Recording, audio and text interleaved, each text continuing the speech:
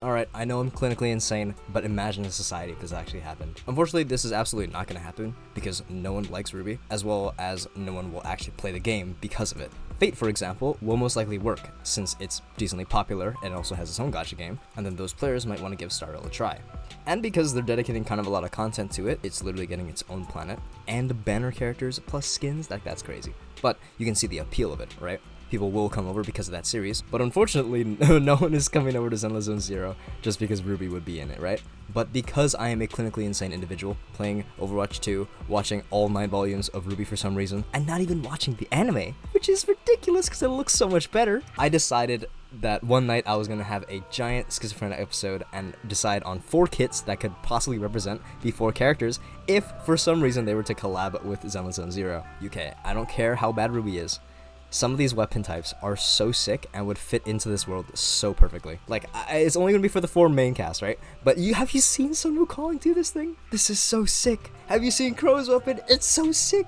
But okay, I'm done goofing for now. Let's actually get into what I wanted to talk about. Of course, we're not going to be making stat numbers for kits because I have no idea how that stuff works, but the main concepts for these characters will be focused on a lot. We have about 2 characters at minimum with decently interesting mechanics that I was thinking of, but I mean, of course, RWBY is just kind of bland. We have Piper, we also have Billy, so I couldn't really do too much with her.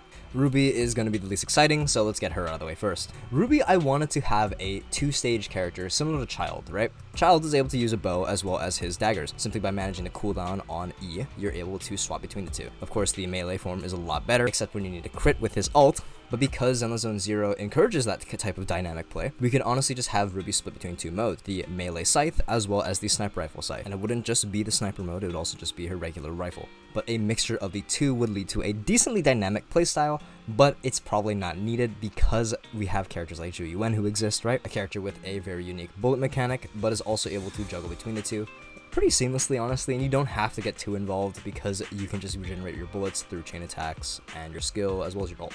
So really blame Zhu Yuan as well as Billy, I guess, for existing since they kind of stole the spotlight for RWBY. But even then, I would assume RWBY would be a free 4-star that you can get multiple constellations of. Unfortunately, I don't know how these things work with title characters. Sometimes they're really busted, sometimes they're not. But because there's no collab with ZZZ yet, we don't have an example. But we have seen Aloy, and there's a bit of a problem with that one. But that doesn't really matter. A very simple 4-star DPS unit that has probably 2 separate playstyles that you can enjoy, possibly having an artifact set later on that's able to focus on range damage, although that really wouldn't make a lot of sense, but I guess it could happen.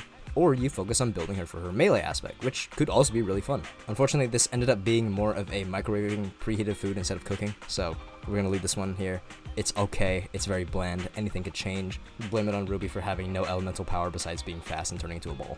Next is Belladonna. I am also putting her here because I don't think she has a lot of creativity with her kit, but I do think there is a mechanic that could work very well in the future. The character would be able to focus on getting hit intentionally and forcing defensive assist out. The reason why is because in the show, she has a cloning ability. The cloning ability allows her to infuse a clone with dust or a specific element type and have a separate effect afterwards. And based on that property, I decided to give her the Ether element as well as the anomaly classification. This is because we only have 2 Ether units, and an idea for a potential anomaly Ether unit could be one that's very flexible. Since Blake's clones can be infused with different types of dust, it would then make sense to have her have that ability carried over into the game. My idea was that if your team is 2/3 of the same element, maybe double fire, double electro, doesn't really matter, but when she swaps out after getting hit, the clone will explode with the corresponding element of your team. She would also be able to do standard Ether buildup on her autos, and of course an Ether explosion just to follow it up. I honestly see her as more of a supportive character in the show as well, so having her being able to hyperflex and assist any team that needs an anomaly buildup unit, or just someone who is able to tank some hits as well as swap out very quickly, I believe that would work the most for Blake at least. There is a chance that she could even be a defense unit, but that doesn't really matter. It wouldn't be too surprising if it was the case, but because we have so little to work off right now, it looks like it would be the most ideal to put her in the anomaly classification.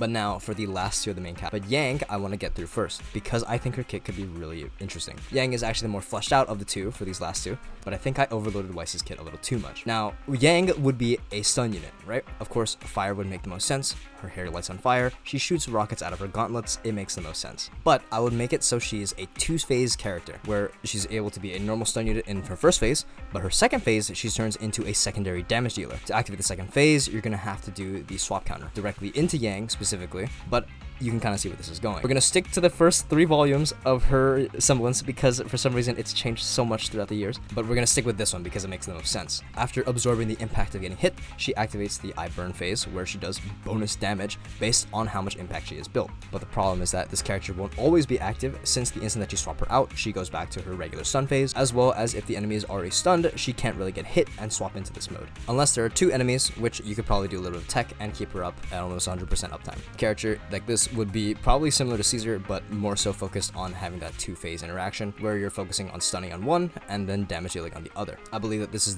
one of the most likely kits to be implemented later on, since it focuses on a core mechanic of the game, that being the swap counter, as well as having a character that plays off of it very well, being a 2-phase and very interactive with the actual game itself. But implementation would probably be more so a defender unit, which would allow your team more survivability, something similar to Caesar, where she's able to do an auto counter for your teammate, but the main idea is that I want a stun damage dealer hybrid.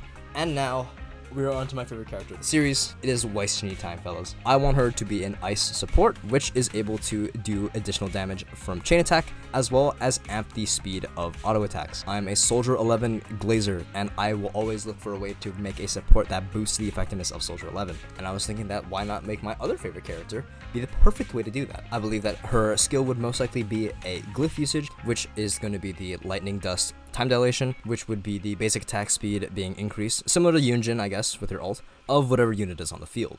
It would make sense, and it's not going to be surprising, because this will happen in the game. We'll just have to wait and see when it happens. But the main thing I wanted to focus on was chain attack combo. I believe that Weiss would actually be a pen character, similar to Rina, where she scales bonus damage that she can deal during a chain attack. Now, not just her turn, but during the entire chain attack itself. Now, this is how I see it working out. The enemy gets stunned. You select your first character to go. Weiss is then following up and dealing bonus damage with her glyphs all over the place. And the next character you choose, it repeats, and then it ends on the bang boo. But because of the way her weapon works, having multiple dust types, thus having the ability to use multiple elements, every single time a character goes during the chain attack, her damage will be infused with the correct element. Like, let's say I'm going to use Soldier 11 during the chain attack. I'm going to have a Weiss flying all over the place with a fire-infused sword, dealing bonus fire damage as well as bonus fire anomaly buildup. Now, it's a bit out there, and the kit doesn't really have a lot of cohesion, since one is basic attacks and the other one is actually just bonus damage during a chain attack. She won't really be too focused on anything in particular, but as a support unit, being able to do 2 separate things I think would be really dope. But it wouldn't make the most sense for Hoyo to do that, so we'll most likely see these 2 abilities later on 2 separate characters. Element wise, I'm assuming the chain attack one will have that hyper flexibility, where it's able to do this specific anomaly buildup based on the elements of your teammates, but knowing Hoyo, they'll probably just make it a physical unit that just does bonus damage for free on your team. Unfortunate, but it is what it is. And with that, we have our main cast, 4 character archetypes that will possibly and most likely be filled in the future, with the exception of RWBY and Blake. I think that the Yang kit is the most likely to appear somewhat in the future, and then Weiss will probably be split into 2 separate characters, and obviously I'll have to get both because I think an auto attack speed buff would be really good, especially for Soldier 11. But yeah, this video was completely random and I had little to no relation to the actual game itself, but I enjoyed this theory crafting, and I don't know who else is going to enjoy it, but if you did end up watching to all the way here, I appreciate it a lot, and it's very cool. I hope that this isn't going to be like the 3-view video on my channel. That would be insane, but I mean, it makes the most sense since it is such a out there concept. I'm sorry, but I thought this was really enjoyable. I will have more of these kind of just stewing for no reason videos in the future, but yeah, appreciate it if you did watch all the way till here.